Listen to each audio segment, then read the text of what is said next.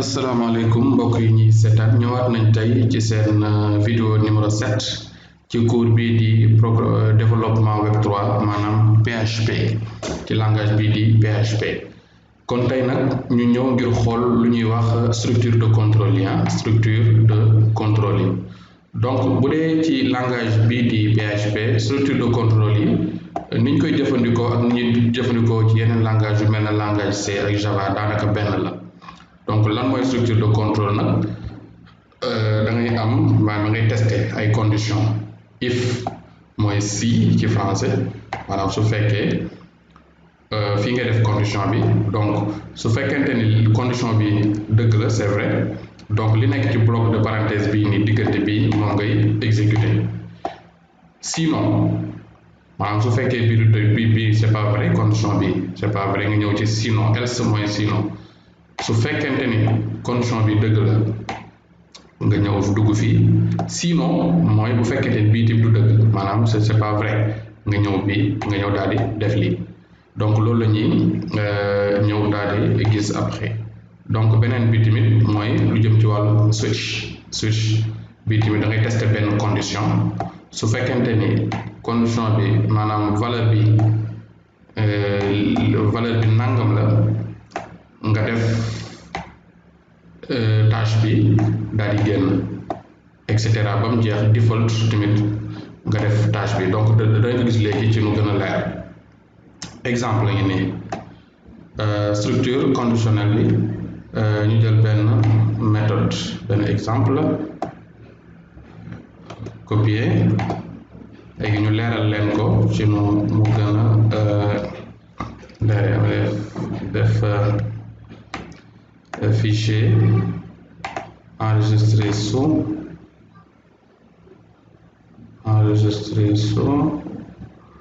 def cours 7.php voilà cours 7.php ok léegi nag xaaral mu dindi bi ci suuf déjà voilà cours 7.php maanaam lan moo nekk ci cours 7.php bi ñu dem xool dama déclarer benn variable donc benn variable xaaral ñu def exemple bu gën a leer ci yéen sax par exemple âge ma jël âge ma def $âge ma créer benn âge égal 15 voilà âge 1 égal 15 âge 2 ñaari âge laa bëgg a comparer ma xool kan moom mag ci ñoom ñaar âge 2 égal par exemple 13 voilà donc ma ñëw tester léegi li ma bëgg xam su fekkente ni âge 1 moo ëpp ma def âge de Abdou wala ak âge de Fatou par exemple pour xam léegi kan moo mag ci ñoom ñaar léegi su fekkente ni âge de Abdou $âge de Abdou moo gën a tuuti âge Fatou donc gis nga fii dama def if $âge Abdou est inférieur à $âge de Fatou kon fii Fatou moo mag fii parce que Fatou âge mooy ëpp mooy supérieur kon donc lan lay bind damay def ne Fatou est plus âgé que Abdou parce que âge Abdou moo gën a ndaw inférieur laa wax su fekkente ni âge Fatou moo gën a ndaw donc da ngay dugg fii ci if bi gis nga if kon ni ñu koy utiliser mooy da ngay def condition bi fii condition bi lay vérifier su fekkee dëgg la rek mu dugg daal di bind lii sinon mooy su fekkee du dëgg else if su fekkente ni âge Fatou nag moo gën a tuuti que âge Abdou boobaa contraire bi ngay am contraire bi ngay am maanaam fii Abdou moo gën a tuutile donc kon Fatou moo ko mag fii Fatou moo gën a tuutile donc Abdou moo koy mag donc da ngay daal def écho kon écho nga def Abdou est plus âgé que Fatou bu boobaa que Fatou su fekkente ni nag else moom mooy troisième condition bi else mooy ils ont la même âge parce que mooy kenn ëppalewul sa morom âge donc kon ils ont la même âge voilà léegi fii if kon li muy def mooy dafay vérifier condition bii nga ko jox maanaam est-ce que Abdou moo gën a tuutile âge Fatou nga xool ne fii Abdou gënul tuutile kon du dugg fii kon comme que c'est pas vrai fii du fa dugg day ñëw ci else bi mooy sinon mu xool est-ce que âge Fatou moo gën a tuuti âge Abdou mu gis ne ah c'est vrai Fatou 13 ans la am Abdou 15 donc condition bi bii mooy dëgg bii c'est vrai parce que âge de Fatou est inférieur à âge de Abdou kon dafay dugg daal def écho Abdou est plus âgé donc ñu dem xool résultat bi cours 7.php gis nga fii mu def ne Abdou est plus âgé que Fatou donc fii la ñëw Abdou est plus âgé day xaar ma def léegi bii 10 ma def 10 kon fii Fatou moo mag léegi day ñëw fii est-ce que âge Abdou moo gën a ndaw âge Fatou c'est vrai donc fii lay ñëw kon léegi Fatou est plus âgé que Abdou la lay bindal donc gis nga Fatou est plus âgé que Abdou léegi su ma ñëwoon tey def ñoom ñaar ñu tolloolee xam nga kon bii ñoo tolloo kon la def day ñëw if day ñëw vérifier est-ce que condition bi dëgg la lu dëgg parce que Abdou gënul ndawlee Fatou âge mu ñëw xool est-ce que Fatou moo ko ëppale kon mu ni déedéet ba tey condition bi dëgg donc else bi rek moo mën a nekk mooy kon ñoo war a tolloo âge donc ils sont la même parce que ñetti condition rek ñoo mën a nekk kii day ëppale wala keneen ki ëppale wala ñu tolloo rek donc if da ngay vérifier que sa condition su fekkee dëgg la nga dugg su fekkee du dëgg day ñëw else bi vérifier beneen condition bi su fekkee dëgg la mu dugg su fekkee du dëgg mu ñëwaat ci else bi daal donc fii su ma ñëwee ils ont la même âge la même parce que ñoo tolloo donc gis nga ils ont la même âge ma jël beneen exemple ma jël benn exemple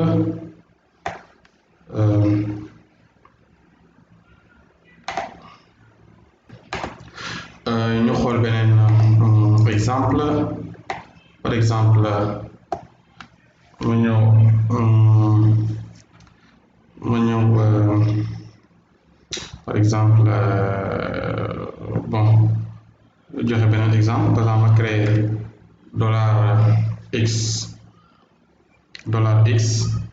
égale 9 par exemple ma vérifier est-ce que x est positif donc if $x ma ñëw donc if da ngay def if $x est supérieur ma dem signe supérieur avec clavier visuel parce que c'est plus facile clavier visuel voilà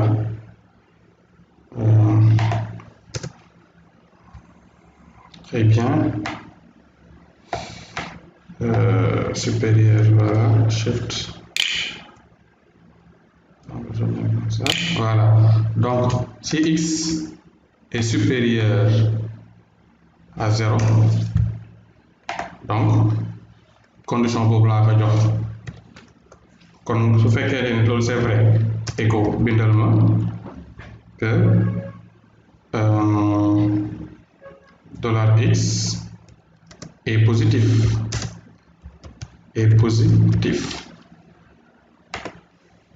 sinon donc ma def else if maanaam sinon su fekkente ni x est inférieur xam nga fii condition bu fekkee dëgg la xam nga fii déjà x égale 9 c'est vrai donc lii lay bind dans les normes mais yow da nga koy jox condition yëpp rek parce que soo ko joxul else lan lay indi par exemple xoolal fii nee naa su fekkee x égale 9 donc day bind x est positif maanaam day def ne valeur bi est positif xoolal gis nga fii day def 9 est positif léegi su fekkente ni dama def mu négatif ma enregistré donc su mu ñëwee du def dara gis nga du def dara pourquoi parce que joxuma ko condition bi waxuma ko lan laa war a def su fekkente ni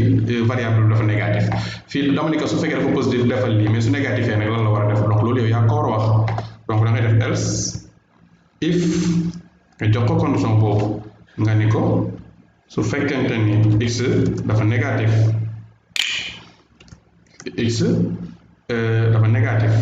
donc mu dugg ci biir bloc bi nga wax ko ni que bindal ma ne dafa négatif par exemple nii def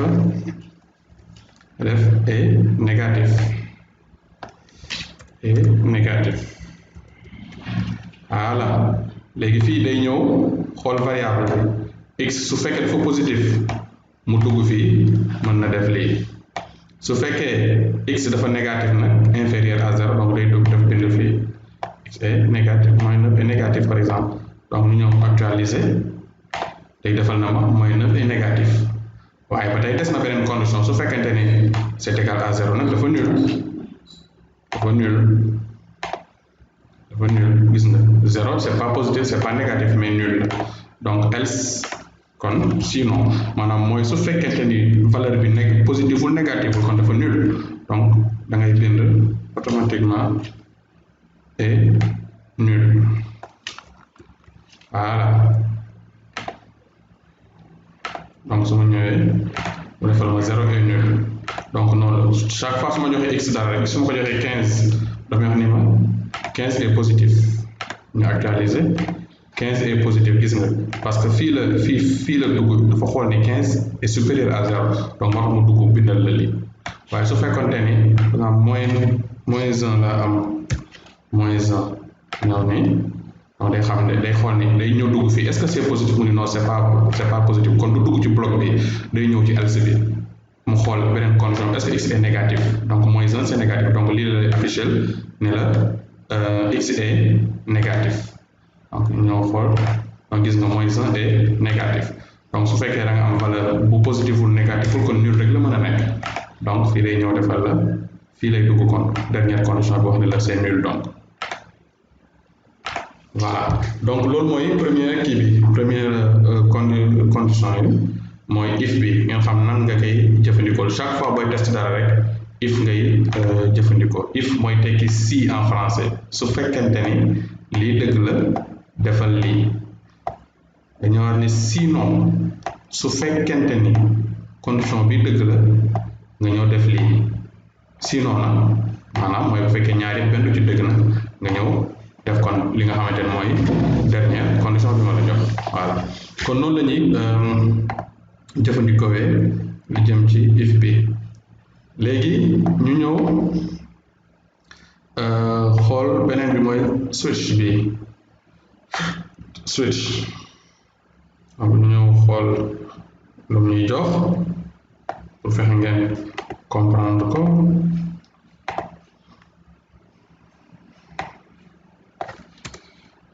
voilà donc fii réduire ko bu baax ndax ngeen gis voilà donc dama déclarer benn variable boo xam ne li mooy variable couleur maanaam couleur favorite valeur am rouge la léegi switch da nga koy jox entre parenthèse variable bi maanaam nga xam ni kii lay jël daal day jël valeur bi automatiquement léegi case rouge su fekkente ni variable bi valeur am rouge la 2 points nga ni ko par exemple bindal ma votre couleur favorite est le rouge après nga daal di génn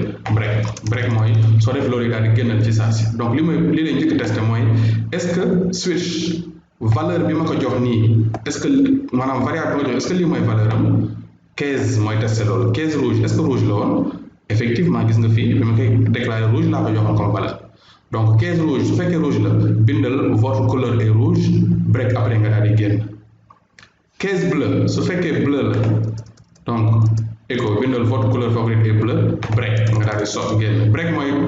boo defee dara rek break après génnal automatiquement bul defaat leneen donc case vert su fekkee vert la donc bindal votre couleur favorite est le vert break sotti génnal su fekkente ni nag default mooy su fekkente ni beneen valeur la bu dul yii ma lim nag bindal ko votre couleur nekkul rouge du bleu du vert du ñett yooyu yëpp quoi donc ñu ñëw exemple ñu dem tester fii votre couleur favorite est ni le rouge ni le bleu ni le vert pourquoi parce que fii daf espace bii la moo tax espace bi donc rouge espace lay jël en compte ñu jël donc gis nga fii mun la votre couleur favorite est le rouge donc parce que dafa ñëw switch day ñëw xool lii lan mooy valeur am li nga ko jox en paramètre te valeur am rouge la donc case rouge su fekkee rouge la bindal votre couleur favorite est rouge léegi ñu changé au lieu de rouge ñu def ko bleu pour xool bleu donc variable maintenant bleu mooy kiiwam donc day ñëw xool est-ce que valeur bi rouge la mu ne du rouge donc day tëb ñëw est-ce que bleu la mu vérifier waaw bleu la kon day ñëw bind votre couleur favorite est le bleu après mu daal di génn break sortir donc ñu ñëw xool gis nga votre couleur favorite est le bleu gis nga su fekkonte ni par exemple vert lañ def fii vert donc ba tey day ñëw day xool ni du rouge du bleu waaye case vert donc vert la écho mu daal di lay afficher votre couleur favorite est le vert après bu daal di génn break waaw donc ñu ñëw votre couleur favorite est le vert léegi su ma ko joxee beneen couleur nag bu nekkul ci ñetti conditions yi ma def par exemple orange donc du rouge du vert du bleu kon default bi lay ñëw daal lay afficher foofu par exemple gis nga donc votre couleur n'est ni le rouge ni le bleu ni le vert donc loolu leer na ñu defaat beneen exemple ba tey jour de la semaine par exemple fii jour de la semaine ñu defaat beneen exemple wala ñu def ñaari exemple sax par exemple ma créer benn variable wala bu ñu tuddee dollar non université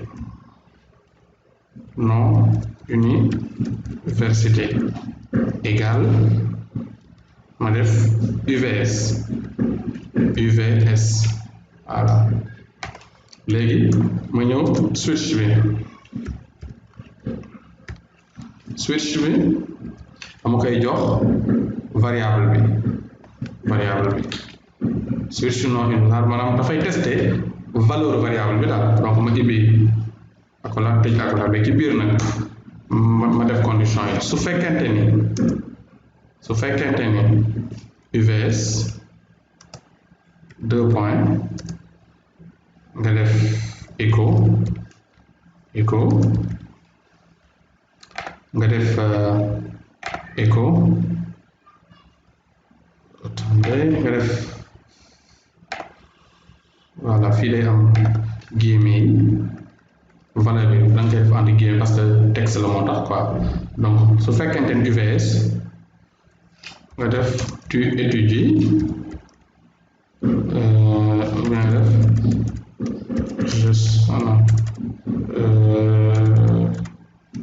tu es étudiant à l'UVS def point virgule après nga génn break voilà donc case UVS maanaam su fekkente ni UVS la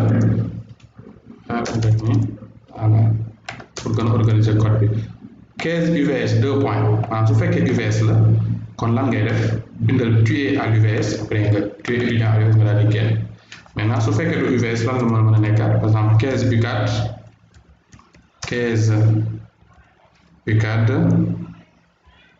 UCAD su fekkente ni maanaam variable bi valeur am UCAD la donc écho tey ñu jël ñaari condition yooyu ni ko écho tu es étudiant à l'UCAD defaat beneen condition case case UGB, case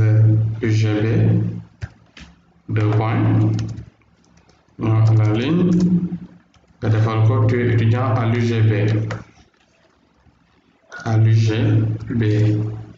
amaat na beneen université comme Ziguinchor,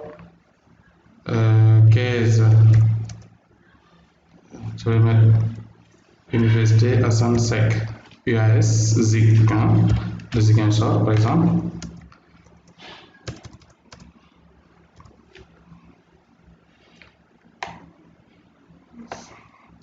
UAS de Ziguinchor. Donc mooy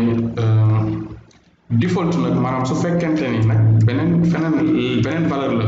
budul UVS du UCAD du UGB du UAS Zig, donc da ngay def default maanaam bu fekkente ni dafa jot beneen valeur budul yooyu bu boobaa def 2 points nga def votre